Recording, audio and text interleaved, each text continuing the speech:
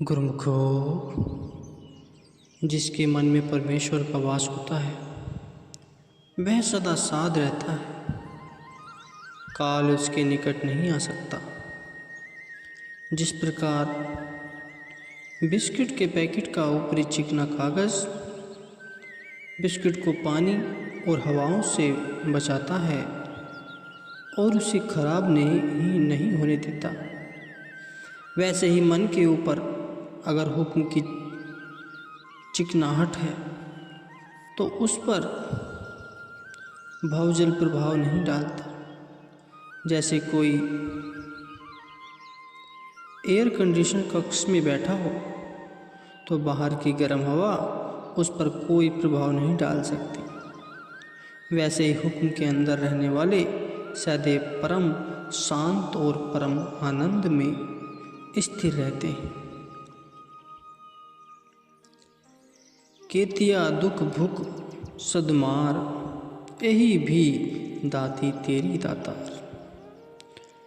वह सभी दुख तकलीफ़ों भुखमरी इत्यादि को भी दातार की दास समझता है। जो तुधु भावे साई फलीकार, उसकी सुरती हमेशा भाने में लीन रहती है। फिर उसे दुख का आभास कैसे हो सकता है?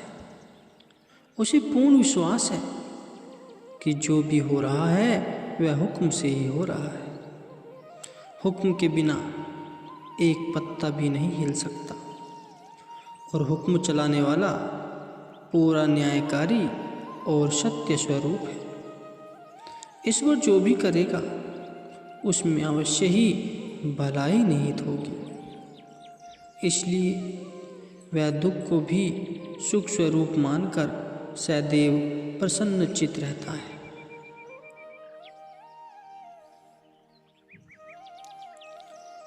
और अंत में परम धाम प्रस्थान करता है। एक बार एक राजा की आम काटते समय हाथ की एक उंगली कट गई। सभी उपस्थित दरबारी जन अफसोस प्रकट करने लगे। तभी राजा का वजीर वहाँ आया और कहने लगा, राजन आप परेशान न हो, इसमें अवश्य ही कोई न कोई भलाई होगी। राजा पहले ही दर्द में छटपटाया गया, ऊपर से वजीर द्वारा ऐसा सुनकर आग बबूला हो गया। उसने क्रोध में आकर वजीर को कारावास में डाल दिया।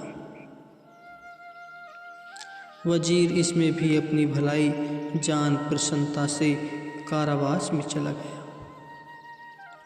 दूसरे दिन राजा शिकार पर गया।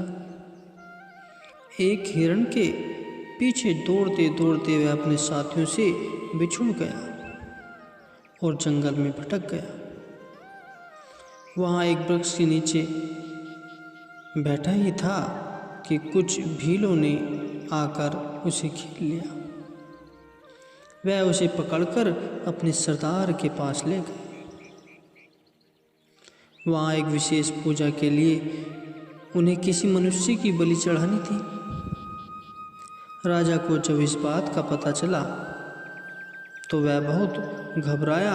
वह मन ही मन अपने प्राणों की रक्षा हेतु भगवान के चरणों में प्रार्थना करने लगा। प्रातः होते ही उसे जब बलि चढ़ाने के लिए वेदी पर लाया गया तो अचानक ही पुजारी की दृष्टि राजा की कटी हुई उंगली पर पड़ गई। उसने तुरंत ही राजा की गर्दन से तलवार हटा दी, क्योंकि अंग भंग वाले व्यक्ति की बलि नहीं दी जाती। यह सब कौतुक देखकर राजा दंग रह गया। वह उसे वजीर की कही बात याद आ गई कि उंगली कटने में ही अवश्य ही कोई भलाई होगी। राजा को खेद हुआ कि उसने भगवान पर आस्था रखने वाले ऐसे भले वजीर को अकारण ही कारावास में बंद कर दिया। राजा वहाँ से सीधे ही वजीर के पास गया। वह सब वृत्तांत सुनाकर क्षमा याचना करने लगा। उसने वजीर से पूछा कि आप कहते हैं कि भगवान जो करता है अच्छा ही करता है, फिर मैंने जो आपको कारावास में डाला, इसमें भला आपकी क्या भलाई थी? वजीर ने उत्तर दिया, राजन, शिकार के समय मैं हमेशा आपके साथ होता हूँ। अगर उस दिन मैं भी आपके साथ होता तो अवश्य ही मुझे बलि की भेंट चढ़ा दिया जाता। तो आप स्वयं ही अनुमान लगा सकते हैं कि प्रभु ने मुझे कारावास में रखकर मेरा जीवन बनाया। यह भलाई नहीं तो और क्या है? वजीर से ऐसा सुन राजा नतमस्तक हो गया। प्रभु के हुक्म को सत्य मानकर चलने वाला सदैव सुखी होता है। अब राजा भी वजीर के साथ सत्संग में जाने लगा और सतगुरु के नाम का उपदेश लेकर उनके तर की सेवा करके, आज्ञा में रहकर, अंतःकरण की शुद्धि करके, मालिक की रजा में राजी रहकर उस राजा ने अपना जीवन सफल कर लिया। गुरुमुखो, सतगुरु के वचनों को सुनने मात्र से ही ध्येय की प्राप्ति नहीं होती, अपितु उन्हें सत्य मानकर उन पर मनन करने से ही आत्मिक लाभ प्राप्त होता है। जीव का मन अपने स्वभाव व तर्क वितर्क की बुद्धि रखता हुआ आत्मिक उन्नति के मार्ग में बाधा डालता है। आम दुनिया अपनी बुद्धि का सहारा लेती है, कोई विरले भाग्यशाली जीव ही हुक्म का आधार लेते हैं। सद्गुरु की वाणी अमर देश से आती है। जो उस वाणी को मानता है वह अमृत धारा उसकी सुरती में मिलकर एक हो जाती है। एक व्यक्ति ने एक फकीर से प्रार्थना की कि सुना है आपके पास अमृत का झरना है, मुझे भी कृपा करके उसमें से एक घूंट पिला दीजिए ताकि मेरा जीवन अमर हो जाए। फकीर ने कहा कि यहाँ से 1 मील पूर्व की दिशा में एक अमृत का झरना है, उसमें से आप जितना अमृत पीना चाहो पी सकते हो। फकीर के कथनानुसार वह व्यक्ति पूर्व दिशा में 1 मील गया। वहाँ उसने एक झरना देखा। उसमें से अंजलि भरकर वह जैसे ही पीने लगा कि एक कौवा जो समीप ही एक वृक्ष पर बैठा था,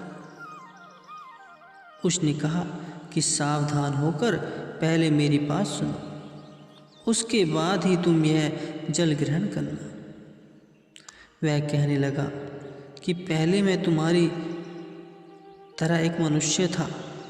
किसी संत के कहने पर मैंने भी इस झरने का जल पी लिया था और उसे पीते ही मैं कौवा बन गया। इसलिए मैं तुम्हें इस जल का सेवन करने का अनुरोध कर रहा हूँ। ऐसा सुनते ही उस व्यक्ति ने जल से भरी अपनी अंजलि वापस झरने में डाल दी और फकीर के पास वापस लौट आया। फकीर ने उस व्यक्ति से पूछा कि क्या तुम अमृत पान कर आए हो? उसने कहा कि मैंने अपनी अंजलि जल से भरी थी कि एक कौवे ने मुझे अपनी हुई दुर्दशा बताते हुए मुझे वह जल पीने से रोक लिया। इस कारण मैंने अपनी अंजलि में लिया हुआ जल वापस झरने में डाल दिया। फकीर ने अफसोस करते हुए कहा कि तुम कितने अभागे हो जो तुमने अपने वचन पर विश्वास न करके, हमारे वचन पर विश्वास न करके उस कौवे के बहकावे में आकर अमृत सरोवर के पास जाकर भी अमृत पान नहीं किया। फकीर ने पुनः उसे उसी स्थान पर जाकर देखने को कहा। उस व्यक्ति ने वहां जाकर देखा तो उसे न कोई झरना दिखाई दिया, ना ही जल और ना ही कोई कुआं। वह समझ गया कि यह सब उस फकीर की ही रचना थी। उनकी कृपा से ही यह अमृत कुंड बना था। मन में पछतावा करते हुए सोचने लगा कि मुझ पर इतनी रहमत हुई थी, लेकिन अपने मन रूपी कुएं के बहकावे में आकर मैं इस अमृत का पान करने से वंचित रह गया।